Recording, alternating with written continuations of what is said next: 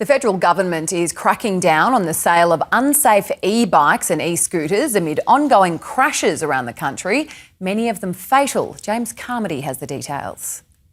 The federal government says this is about stopping dangerous, excessively high-powered e-bikes and e-scooters ending up in Australian homes and on our roads and footpaths. The ACCC has been directed to develop national restrictions, setting clear rules for what battery-powered bikes, e-scooters and e-skateboards can legally be sold. The move comes as injuries and deaths continue to climb. One Australian study identifying 4,500 emergency department presentations linked to e-scooters between 2022 and 2025. This included 79 pedestrians hit by riders. There's high-powered, too fast e-bikes that are out on the Australian roads, causing dangers to riders and to other people, and ensuring that people who don't use e-bikes aren't put at risk by bikes that are too fast, overpowered or easily modified in order to not comply with the Australian rules.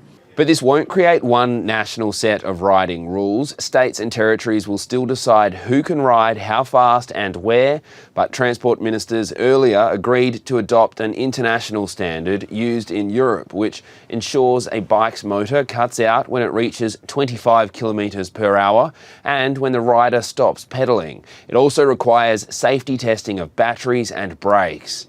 In 7 News at 6, we'll have the details on the ACCC standards and how it might work.